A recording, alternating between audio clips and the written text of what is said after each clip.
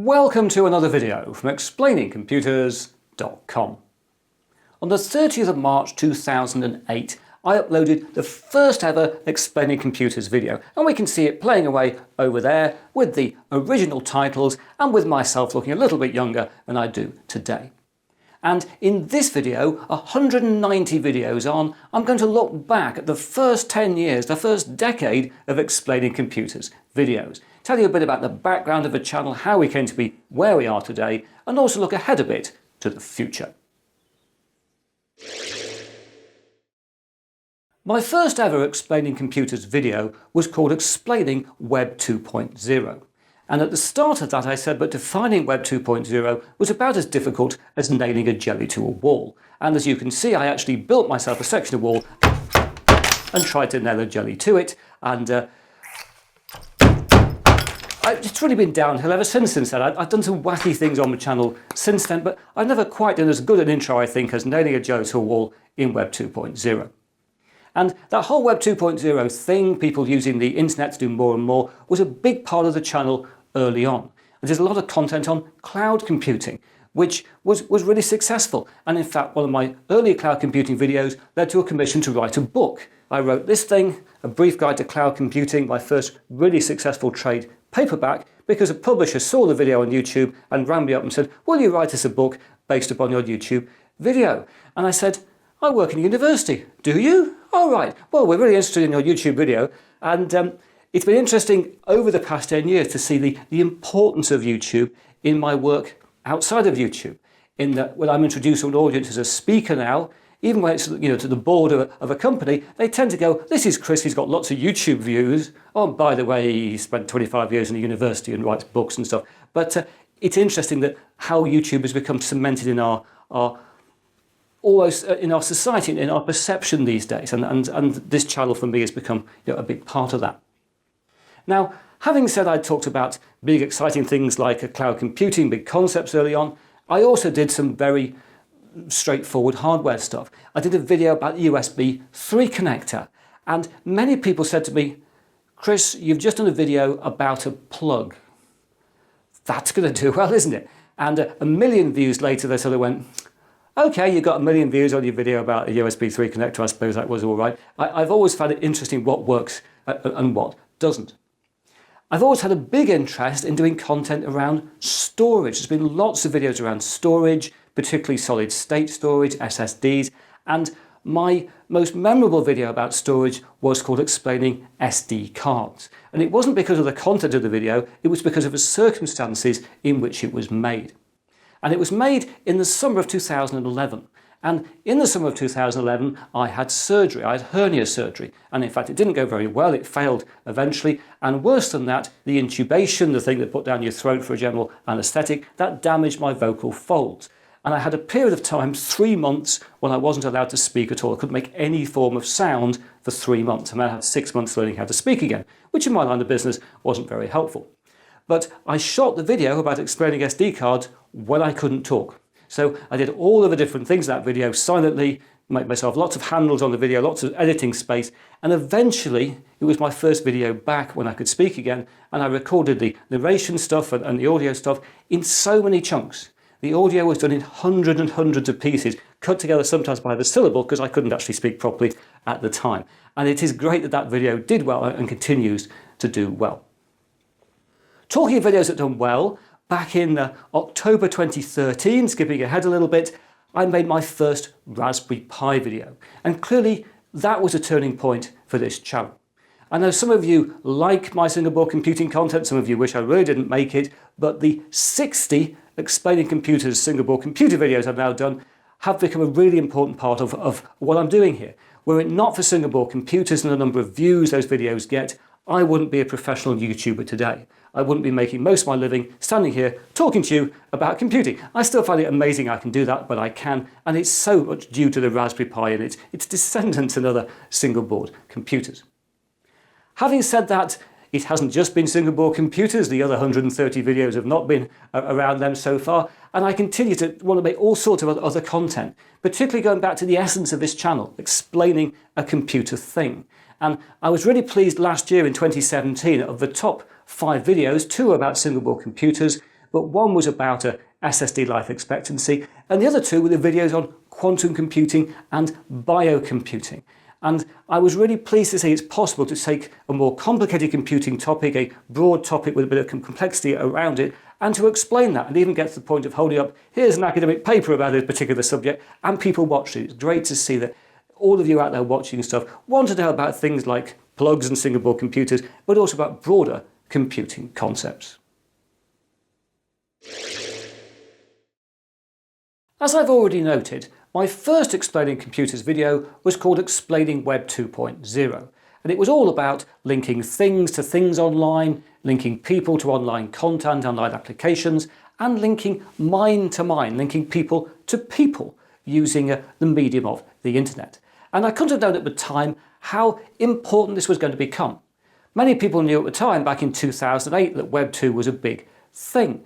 But if you ask me now, what has been the biggest development in computing, the biggest legacy of computing over the past 10 years, I would say it has been that linking mind to mind and sharing of content online. It's not been about hardware, it's not been about software, it's not even been things like the rise of smartphones, I guess, are linked into that, and tablets. It's not been about things like the launch of the Raspberry Pi and single board computers. They've had a big impact about more access to computing.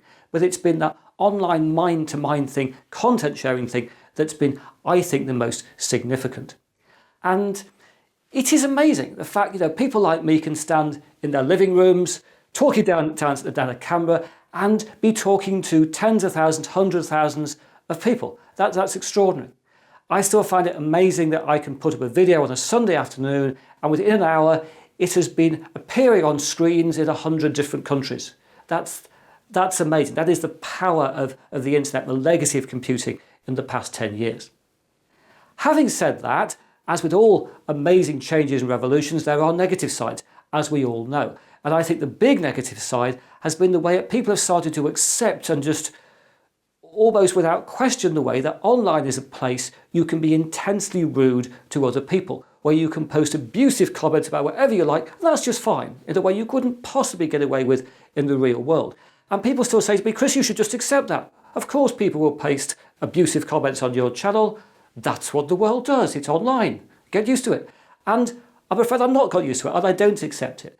Because I remember when I used to participate in bulletin boards back in the sort of early mid-1990s, text-based online exchanges, and people were very polite to each other. So I don't think inherently there has to be a link between being deeply abusive and being online. And I think it is starting to change.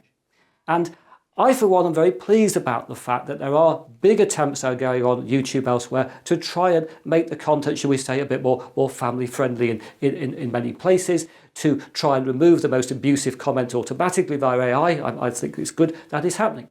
I'm not saying we shouldn't have debate. Debate is a fantastic thing. The internet linking mind to mind allows us to discuss all kinds of things, to come to better understandings. That's very good. But we should do it in a fashion which would also be acceptable if we were speaking to people in the real world.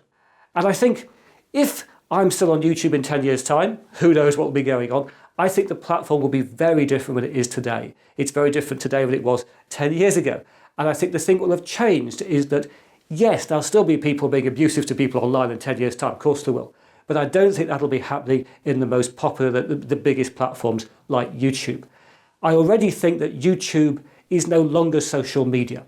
I think YouTube is the world's biggest video sharing platform. It's an amazing thing for being that, and it happens to have some sort of community-based social media things alongside it. But YouTube, I think, is already a very different proposition to something like Facebook or Twitter or the other social media sites, at least in my view. I'd be interested in your views on that. What is your view about the way people seem to think it's okay just to be abusive online and the way it will evolve? Do you welcome the fact we're heading towards, I think, much more family-friendly, much more tolerant online communications forum?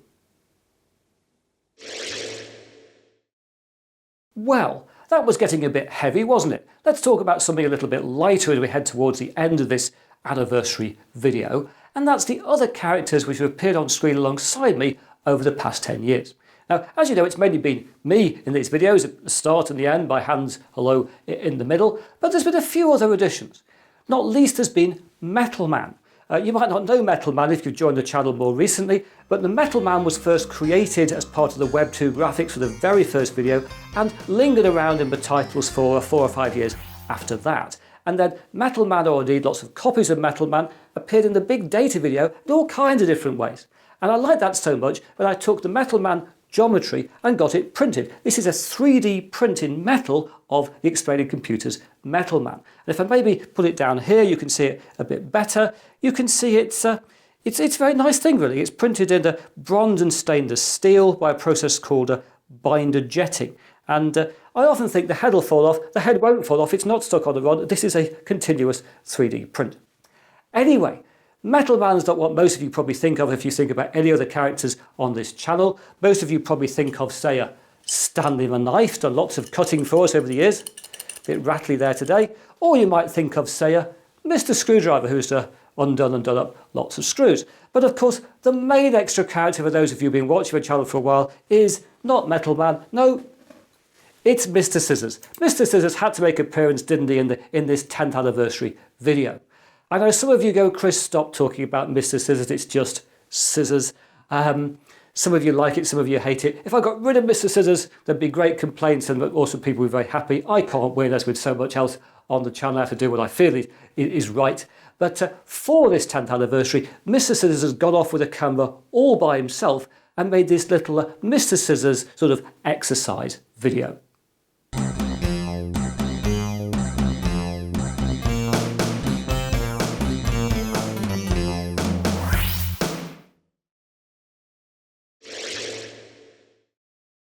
So, there we are at the end of the first 10 years of Explaining Computers. And I thought I'd end this anniversary video by announcing that from next week I'll be uploading in 1080p. So if you want to see me in high resolution, or more likely you want to see the content I cover in high resolution, the technology and stuff, that'll be possible from next week. But that's now, I think, it for not just this video, but the first 10 years of these videos. If you've been with me for that first 10 years, thank you greatly. Or whenever you join, whenever you subscribe, however long you've been watching, thanks for being a subscriber. Thanks for participating in this Explaining Computers community. As I said at the start of the video, I find it extraordinary that I can earn most of my living doing this, explaining computers down a camera on YouTube. And that's thanks to all of you that's making that happen. So thank you for watching, and hopefully you'll continue to watch in the future. But now that is it for the first decade. If you've liked this, what should you do? Press that like button, and I hope to speak to you again in high resolution very soon.